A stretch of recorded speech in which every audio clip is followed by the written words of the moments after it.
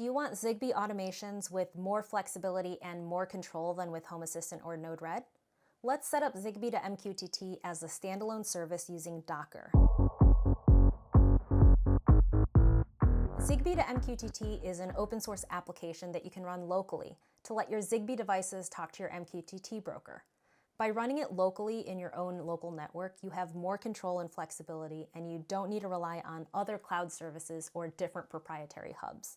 There's a few ways to set it up. I have a separate video showing you how to set this up in Home Assistant already. But in this video, I'm going to show you how to set up Zigbee2MQTT as a standalone service and run it in a Docker container for a more lightweight modular setup. You'll have a lot more control, and if you know how to write a little bit of code, or at least you can copy and paste a little bit of code, you should be able to get it done. So if you have some development experience, you should be able to follow along, but if you get stuck at any point, I'll drop a link to a more detailed write-up in the description below. To get started, you'll need a device capable of running Docker, like a Raspberry Pi or Linux server. I'm going to be using Raspberry Pi. And you'll need a Zigbee coordinator connected to either your network or the device running Docker. I have a Zigbee coordinator connected to my network and also a separate video showing you how to set that up. Let's prepare our environment. First of all, we'll SSH into the Raspberry Pi that I just flashed and install Docker.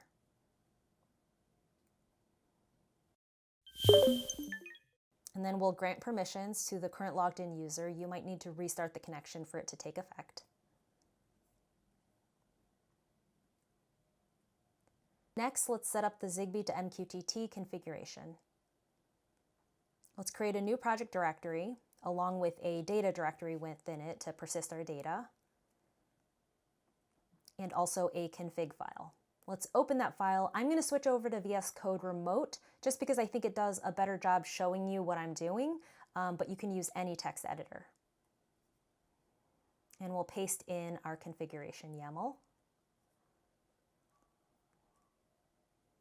Okay, and you'll want to check a couple different details. MQTT broker server, mine's going to be running on my local network, so I'll leave it as MQTT.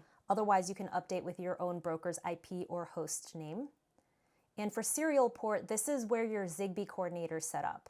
Mine is connected to the network. I found the IP address in my router's admin page, so this is my coordinator's default port. Now, if your Zigbee coordinator is connected directly to your device that you're using to run Zigbee2MQTT, you'll need to find the exact serial port for this config here and save your changes. Next, let's set up our containers for Zigbee2MQTT and our MQTT broker. So we'll create a Docker Compose file and then copy and paste in this YAML. This is our Zigbee2MQTT container named Zigbee2MQTT and also our MQTT broker container.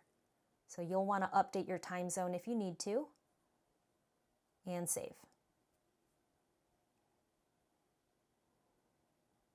And let's run it. And check the logs to make sure it's working all right.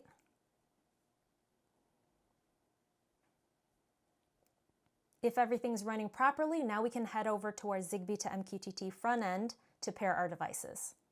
You'll need the IP address of the device where Zigbee2MQTT is running. This is my Raspberry Pi IP address here, and configure it to run on port 8080. We set that up in the configuration earlier. And click Permit Join All so that it's listening for the pairing devices. I have an Aquara button, so let's hold down that reset until the signal gets picked up.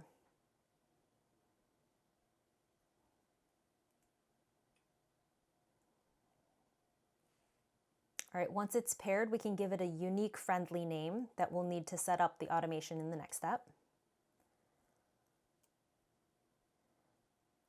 All right, to check the messages that are being published to Zigbee2MQTT, we can check the logs and push our button. All right, so if we find one of our actions here, Zigbee2MQTT is our default base topic, and then we see the friendly name of either the device, in this case, or group. MQTT brokers follow a pub-sub pattern of communication, or publishing and subscribing, where devices can publish topics and subscribe to topics. This button has 4 actions: single click, double click, hold, and release. So when a button is pressed, it sends a Zigbee signal through Zigbee to MQTT over to the MQTT broker, and it says an action has happened, an action has occurred. The button has been pressed, and if we then set up a script that listens for topics and checks, was it a single action, double action, and so on, we can then automate what happens next. Go ahead and pair any other Zigbee devices that you want to use for your automation. There's a lot of different ways to set up automations, but I'll show you the most vanilla or plain way to keep them separated and modular. I'll be using JavaScript, but you can use your preferred programming language. So let's install Node Source, and then install Node. Install the MQTT client library for Node, and create our automation file. I'm going to be running it on the same Raspberry Pi where everything else is set up, but it doesn't need to be on the same device, just somewhere in your local network where it can connect to your MQTT broker. So let's paste our script in.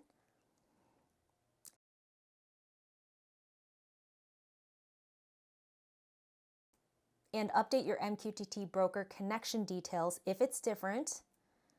And if you paired different devices or gave them a different friendly name than I did, your topics here will look different. You can save your updates and run the script.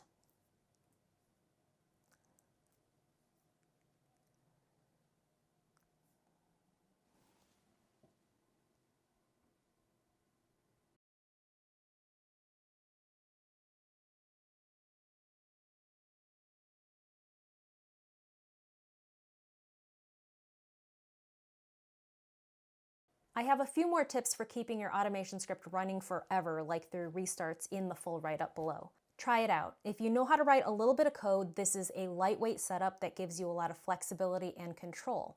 But if you'd rather work through a UI to set up your automations and you don't mind a little bit of overhead, Home Assistant and Node-RED are very popular ways to work with Zigbee to MQTT.